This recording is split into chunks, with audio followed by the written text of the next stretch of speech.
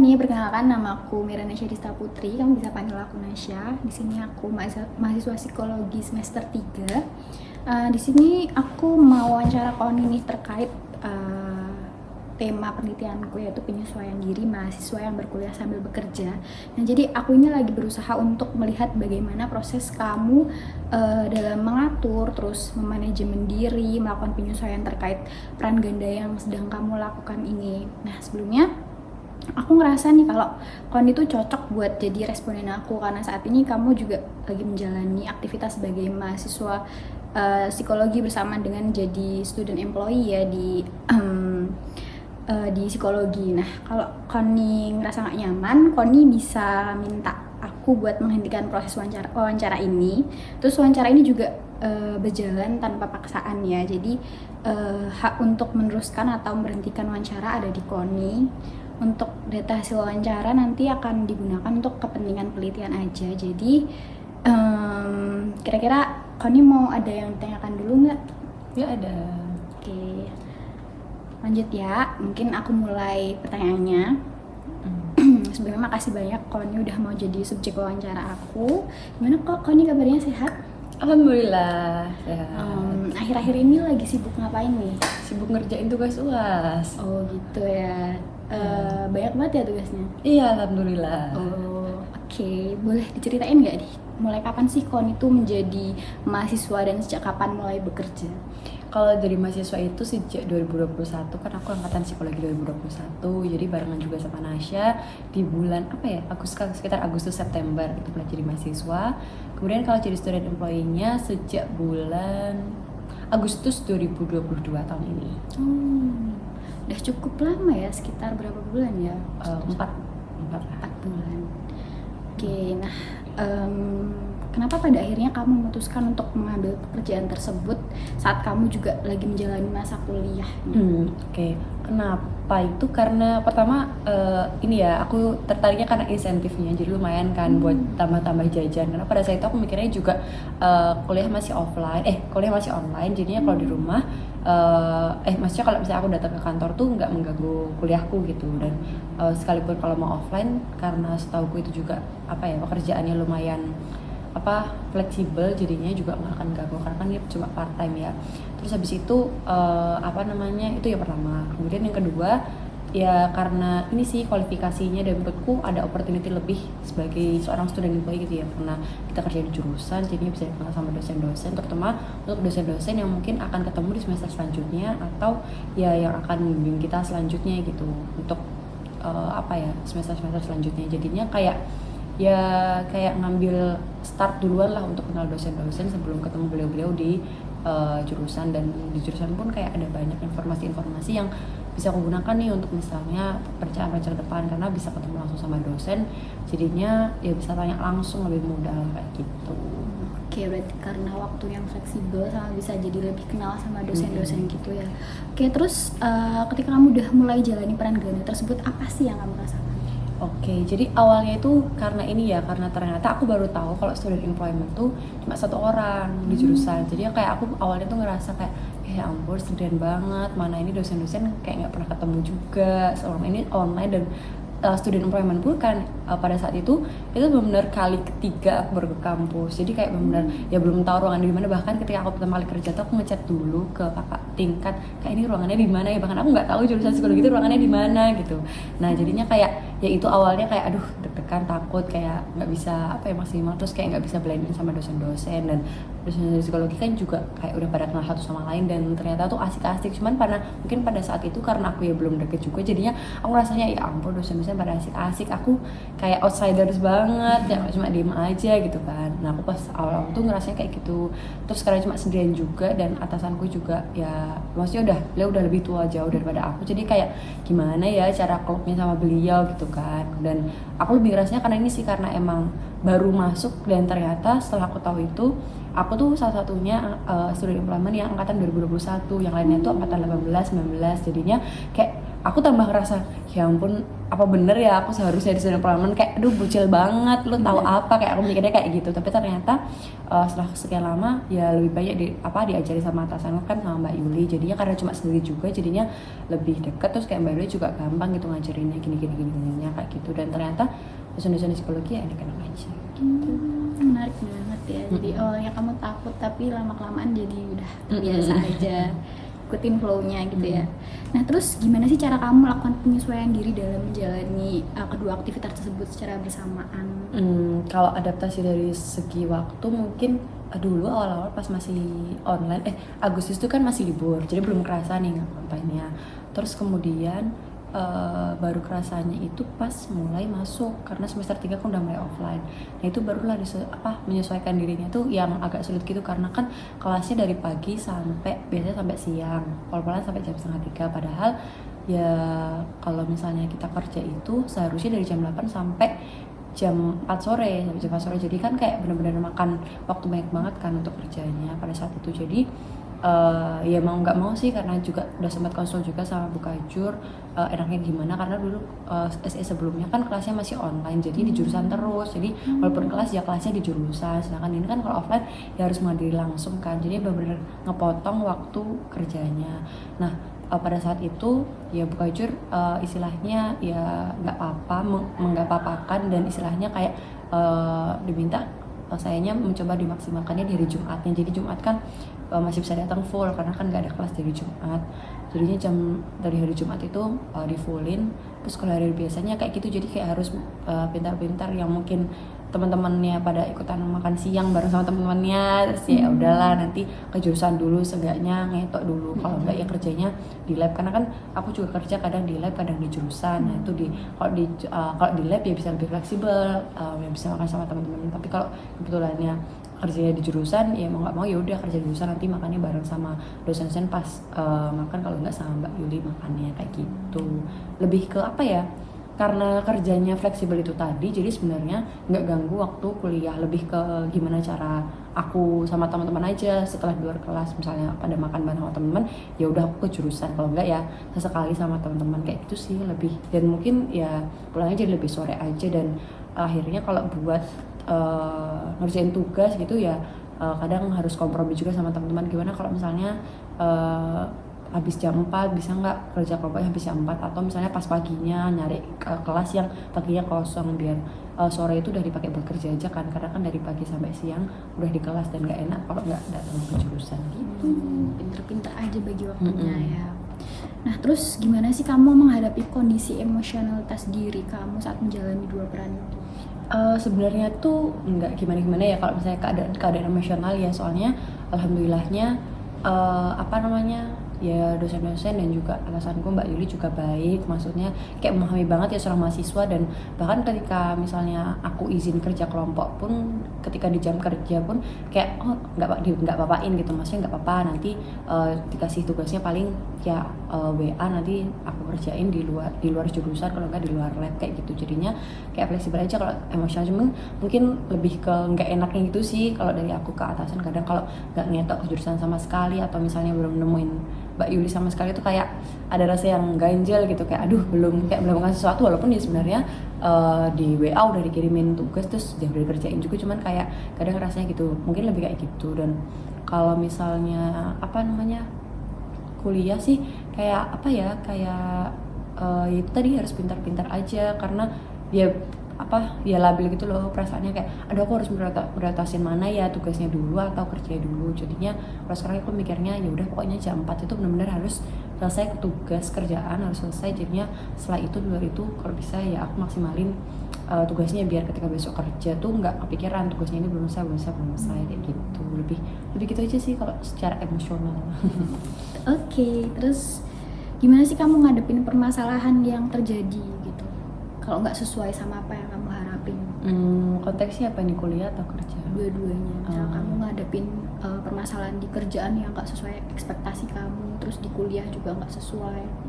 Kalau kerjaan sih permasalahannya sejauh ini sih alhamdulillahnya ya, jangan sampai besok-besok nggak ada permasalahan. Lebih sih kalau di jurusan itu lebih kayak kerjaan lagi banyak banget tuh kan. Itu kalau lebih banyak banget tuh biasanya aku ngelembur gitu. Soalnya tipenya tuh apa ya, walaupun mbak gitu biasanya wes rapopo balik sih itu nggak apa pulang duluan, itu kadang aku juga apa ya, ganjal gitu. Jadi biasanya ya tak mepet-mepetin apa, tak cepet-cepetin gitu, maksudnya tak lembur-lemburin biar ya udah pokoknya selesai kerja, yang penting selesainya tuh di jurusan gitu biar nggak kepikiran. Apalagi kalau misalnya lagi akreditasi, kan sekarang lagi akreditasi ada banyak banget kerjaan misalnya ngapain gitu. Nah itu aku sih orangnya lebih mending yaudah pokoknya ini harus selesai walaupun harus lembur nggak apa-apa, yang penting nanti di rumah tuh ya udah kita pegangannya cuma cuma tugas gitu. Karena kadang mungkin malam-malam ditanyain piye dek wes rampung rong sing kuwi gitu kan, kadang kayak gitu kan. Jadinya mending aku nggak mau mikir kerjaan di rumah, jadinya di rumah pengennya udah ngerjain tugas aja. Mungkin kalau itu sih sejauh ini kalau permasalahan tuh nggak ada, cuman lebih pinter-pinter apa ya, nyelesain kerjaannya kayak gimana aja kayak gitu kalau lagi banyak kerjaan. Kalau di kuliah permasalahannya apa ya, permasalahannya ya mungkin ini sih ya, konteksnya kuliah ya jadinya belajarnya harus kayak gimana gitu tadi. Misal mau ujian, kalau ujian kan berarti belajarnya nggak bisa SKS juga, jadinya ya bener-bener aja misalnya amin berapa, terus setiap tugas juga nggak bisa dikerjain SKS karena kan ya ini tadi kerja kan sampai jam 4, pulang tuh juga mesti capek, mesti ada waktu pengen istirahat juga, dan nggak mingkin kalau misalnya kita harus SKS. Jadi ya harus pintar-pintar membagi waktu kita, membagi tugasnya ke dalam hari-hari yang lebih kecil. Jadinya kalau misalnya tugasnya deadline minggu depan ya dikerjainnya jangan hamin 1 hamin 2, kerjanya dari lama dicicil sedikit kayak gitu ya. Dari misalnya kalau suruh review jurnal ya dari nyari, terus dari baca, terus dari translate, dari apa dicicil, jangan ngerjain ini hamin 2, soalnya mesti kayak pusing gitu kan. Itu sih kalau permasalahan kuliah sih kayak gitu ya. Tapi ya itu tadi karena tugas kan kadang banyak banget, jadi suka lupa gitu loh, kayak oh iya ini malah lupa dikerjain. Terus ya udah akhirnya ya udah ya mau nggak mau SKS, tapi kan ya sebisa mungkin dicicil dari lama gitu. Ya SKS tetap ada lah ya, cuman kayak seenggak-enggaknya nggak semua tugas SKS gitu dicicil lah. Terus Pernah nggak sih kamu ngerasa cemas atau frustasi gitu? Terus gimana kamu mengatasi perasaan itu? Cemas frustasi, kalau misalnya cemas frustasi karena pekerjaan atau karena kuliah tuh ya pernah. Kalau misalnya karena kuliah tuh ya itu tadi, kalau misalnya tugasnya banyak banget, terus kadang kayak aku ngerasa ya ampun aku masih di jurusan, dan itu kadang walaupun di jurusan gak ada kerjaan, aku tuh suka nggak enak gitu kalau sambil nyambi tugas. Jadi kadang aku nyari kerjaan gitu, misalkan di jurusan nggak ada kerjaan, itu kadang aku kayak mau bikin konten buat Instagram atau kayak mikir-mikir konten buat web gitu kan. Terus kalau enggak bikin template buat upload Instagram selanjutnya gitu kan. Tapi ya sekarang lagi jarang nggak ada kerjaan, cuman kalau dulu kayak gitu. Nah cemas frustasinya tuh itu tadi, karena jurusan aku orangnya tipenya yang kayak harus ya fokus gitu apa yang tak kerjain kan, jadinya kadang suka nggak enak. Nah itu yang cemasnya, kayak kalau misalnya ada tugas kayak itu tadi, misalnya datanya udah deket tapi aku kayak misalnya belum nganu sama sekali. Nah itu yang bikin kadang masih jurusan nggak enak nih kalau membuat tugas gitu kan. Nah cemas dan frustasinya di situ kadang. Terus cuma sekarang aku ngeliat SS sebelumnya Mbak Dina itu kayak ya udah nggak apa-apa kalau misalnya ada kerjaan ya sambil nyambi nugas juga nggak apa-apa kata Mbak Dina gitu kan. Terus ya udah sekarang aku kayak ya udah yang penting dicicil, terus kalau ada kerjaan baru ditinggalin bentar terus ngerjain kerjaannya dulu. Mungkin cuma frustasinya tuh kayak gitu sih, karena ya mau planning kita dalam mengerjakan sesuatu pun kadang ada satu hal juga yang ternyata masih miss juga kan. Jadi ya mau nggak mau harus nyambi juga gitu. Oke. Terus apakah kamu tuh suka mencoba hal baru gitu dan belajar tiap kamu temui, mungkin terus jadiin pelajaran buat kamu mengatasi permasalahan sebelumnya? Mungkin kalau konteks ini kayak lebih ke skill sih. Kalau misal di kuliah tuh mungkin kalau di kuliah tuh lebih ke kayak gak tahu deh, kayaknya belajar apa ya nggak. Kalau misalnya di kuliah itu mungkin kayak misal ada tugas apa gitu, terus setiap dosen ngasih komentar itu ya lebih aku catat. Terus misal kadang kalau misalnya itu tadi misalnya ada yang ketinggalan kerjaan apa gitu, biasanya aku jadiin reminder gitu kok kuliah kayak gitu. Kalau di kerjaan tuh mungkin skill baru ya, misalnya kayak di web gitu aku jadi ngurusin web.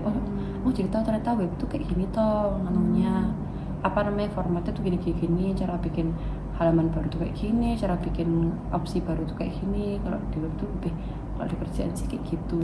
Ya itu sih kalau yang hal baru yang bisa aku pelajari. Oke.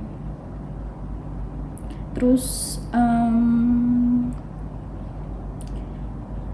apa sih yang kamu lakukan ketika menghadapi masalah yang terjadinya tuh kayak tiba-tiba banget gitu? Apakah kamu langsung ngatasi, menyelesaikan, atau kamu tunda dulu nih, terus kamu mikir solusinya apa baru kamu selesaikan?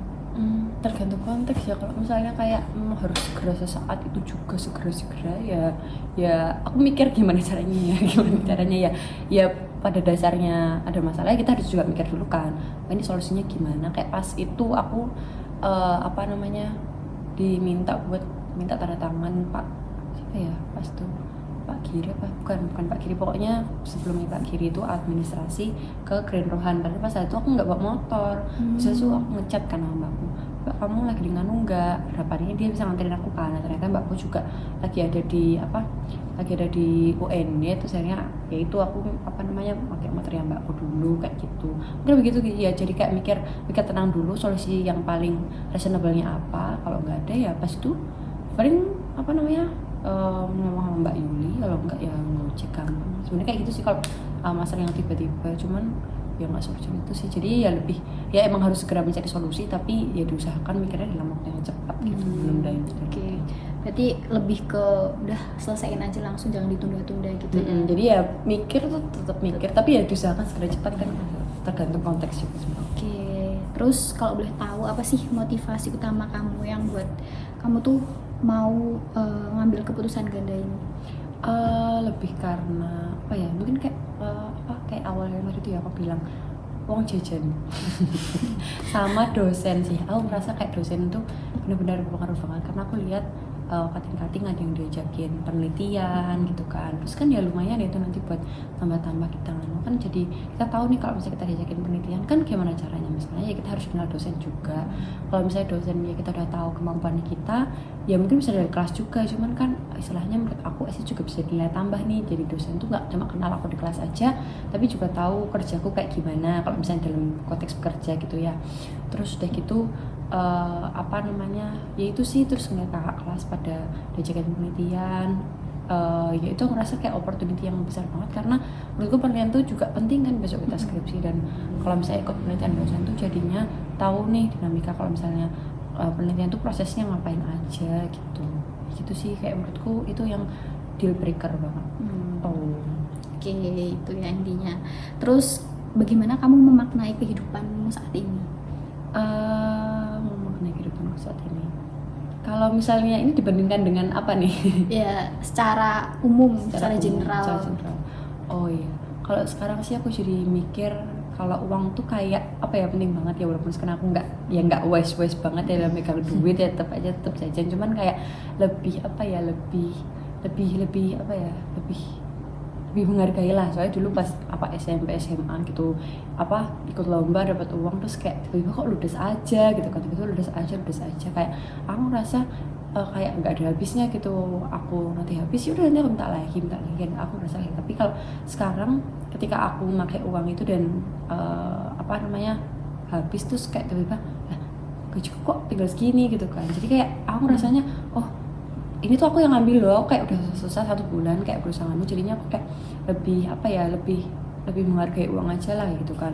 Mungkin kayak 1-2 bulan pertama tuh kayak aku belum kerasa banget kan, karena uangnya dikasih, uang gaji sama uang yang dikasih orang tua tuh digabungin. Jadinya nggak kerasa. Kadang aku ngerasa aku ngambil uangnya dari orang tua, tapi ternyata kalau boros tuh ngikis gaji juga kan. Terus pasti aku tinggal segini gitu kan. Jadinya aku ngerasa yang kayak ya lebih sadar gitu loh sama uang. Walaupun sadarnya telat ya, aku hilang duitnya, cuman yang kayak seenggaknya itu sih aku memaknai hidup tuh. Karena ternyata ya walaupun kita nggak tahu korbannya gimana, ya harus lebih wise aja dalam manage duit ya. Walaupun sampai sekarang juga masih belajar ya, masih boros-boros juga. Cuman ya itu tadi, mungkin dari secara itu. Terus yang kedua jadi lebih ngerasa kayak produktif aja gitu. Mungkin kalau sekarang kalau mungkin dulu aku nggak